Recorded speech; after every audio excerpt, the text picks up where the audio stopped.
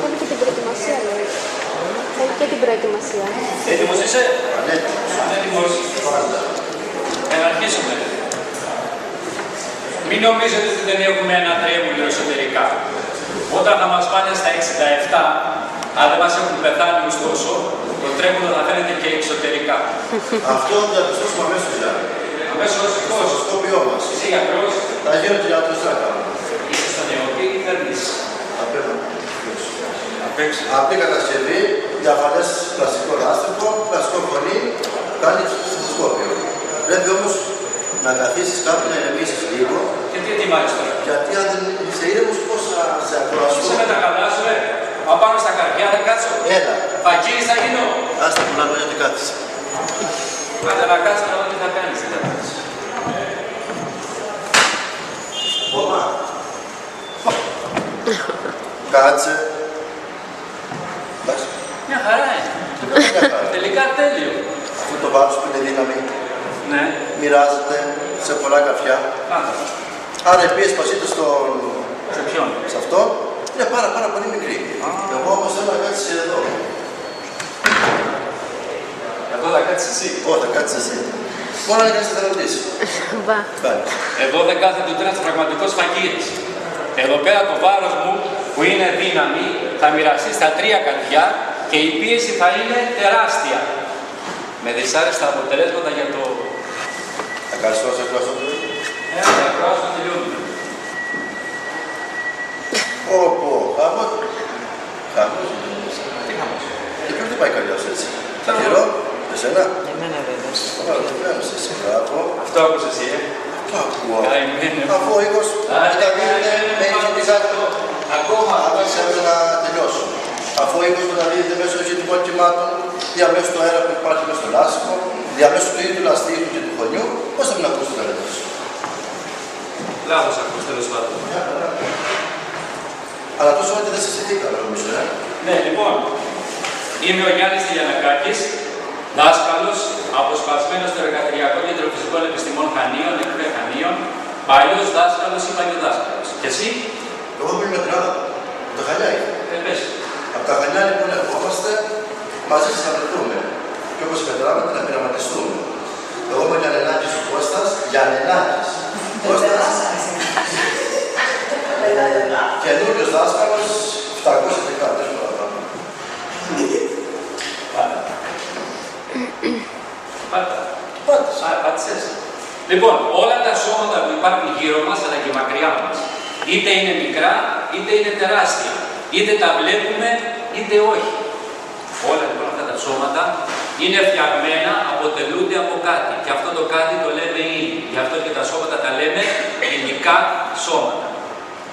Τα υλικά σώματα, στερεά, υγρά και αέρια, είναι πειραματικά αποδεδειγμένο και επιστημονικά αποδεκτό ότι συγκροτούνται όπως και εμείς οι ίδιοι από τα σωματίδια της ύλης.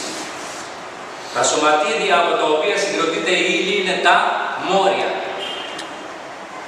Το μόριο είναι το μικρότερο κομμάτι ενός σώματος που διατηρεί τις ιδιότητες και τα χαρακτηριστικά του σώματος από το οποίο προέρχεται. Αν παραδείγματος χάρη πάρουμε ένα μόριο κυμολίας, θα μπορούσε να γράψει στον πίνακα όπως και ένα κανονικό κομμάτι κυμολίας. Τώρα, τα μόρια αποτελούνται από ακόμα πιο μικρά σωματίδια τα άτομα. Αν πάρουμε όμως ένα άτομο από το μόριο της κυμολίας, θα δούμε ότι δεν έχει καμία σχέση με την κυμολία. Στα μέταλλα δε, η έννοια του μορίου και του ατόμου ταυτίζεται. Έτσι λοιπόν το άτομο του σιδήρου έρχεται από το μαγνήτη. Αυτό. Να το, εδώ είμαστε.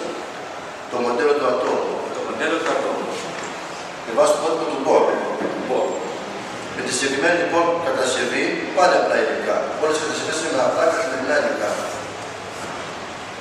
Αυτή η κατασκευή λοιπόν οι μαθητές μπορούν να ευαθύνουν και να κατανοήσουν τη δομή των μορίων, του ατόμου, την κίνηση των ηλεκτρονίων, των αριθμών ηλεκτρονίων και πρωτονίων μέσα στον πυρήνα, το πώς φορτίζονται θετικά αρνητικά τα άτομα με την αφαίρεση ή την προσθήκη ηλεκτρονίων στις εξωτερικές στιβάδες. Λοιπόν, το συγκεκριμένο μοντέλο ατόμου απεικονίζει το χημικό στοιχείο λίθιο. Όχι ηλίθιο, τονίζουμε, λίθιο. Λοιπόν, τα άτομα συγκροτούνται από τον πυρήνα που είναι περίπου στο κέντρο του και γύρω-γύρω κινούνται σε τροχιές συστημάτες στα ηλεκτρόνια. Ο πυρήνας είναι η μπλε μπίλια, τα ηλεκτρόνια είναι οι πλαστελίνες ή πράσινες. Ο πυρήνας τώρα, να του κάνουμε διάσπαση, δεν θα γίνει καμιά πυρηνική έκρηξη. Θα δούμε ότι και αυτό συγκροτείται από ακόμα πιο μικρά σωματίδια, που είναι τα πρωτόνια τα κόκκινα ενδεικτικά και τα νετρόνια τα μαύρα, ενδεικτικά τα χρώματα. Τα ηλεκτρόνια είναι φορτισμένα, έχουν μάλλον αρνητικό ηλεκτρικό φορτίο, ενώ τα πρωτόνια έχουν θετικό ηλεκτρικό φορτίο, τα νετρόνια είναι ουδέτερα και τα πρωτόνια είναι ίσα σε αριθμό με τα ηλεκτρόνια. Άρα, 3 κόκκινα συν, 3 πράσινα πλην, το άτομο στη συγκεκριμένη κατασκευή είναι ηλεκτρικά ουδέτερο. Για να φορτιστεί τώρα ένα σώμα ή ένα άτομο θετικά ή αρνητικά πρέπει να πάρει ή να χάσει ηλεκτρόνια. Τα πρωτόνια δεν μπορούν να μετακινηθούν από τον πυρήνα γιατί συγκρατούνται με πάρα πολύ ισχυρές δυνάμεις, εκτός να προκαλέσουν πυρηνική έκρηξη. Αν πάρω λοιπόν εγώ ένα ηλεκτρόνιο από την εξωτερική στιβάδα, από την εξωτερική τροχιά του ατόμου, αυτόματα το άτομο φορτίζεται θετικά, αφού τα πρωτόνια είναι περισσότερα από ό,τι τα ηλεκτρόνια. Και βέβαια αυτό δεν γίνεται στα καλά καθόμενα, πρέπει το σώμα ή το άτομο να το πειράξουμε.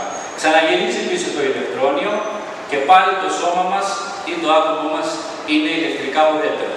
Αν ένα άλλο ηλεκτρόνιο πάει και κολλήσει πάνω στο συγκεκριμένο σώμα, τότε αυτόματα το σώμα φορτίζεται αρνητικά, αφού έχει περισσότερα ηλεκτρόνια από ό,τι πρωτόνια. Τώρα, τα ηλεκτρόνια είπαμε ότι δεν έχουν περαιτέρω δομή. Επίσης πρέπει να πούμε ότι τα πρωτόνια και τα νετρόνια έχουν μέσα τους ακόμα πιο μικρά σωματίδια που είναι τα λεγόμενα quarks. Τα quarks και τα ηλεκτρόνια δεν έχουν περαιτέρω δομή, δηλαδή δεν έχουν τίποτα άλλο μέσα τους. Συμφωνεί?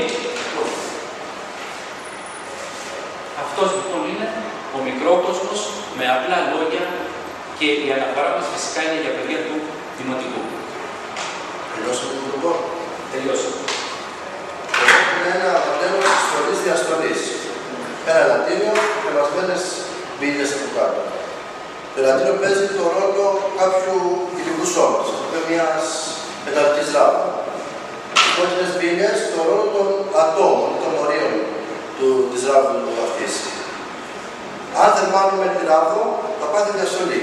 Η διαστολή προκαλεί αύξηση διαστάσεων του σώματος. Έχουμε μια πορεία κι άλλη όμως.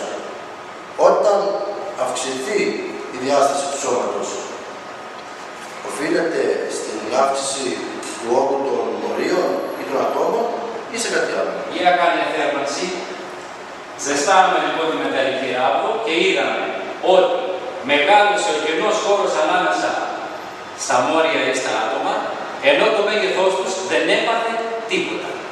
Άρα, η μάζα του σώματος παραμένει σταθερή, η πυκνότητά του αυτόματα ελαττώνεται. Ακριβώς το αντίθετο συμβαίνει με το φαινόμενο της συστολής. Με αυτήν εδώ λοιπόν την κατασκευή οπτικοποιούμε τη διαστολή και τη συστολή των σωμάτων και έτσι αποφεύγουμε παρανοήσεις και από μαθητές και από δασκάλους και από καθηγητές.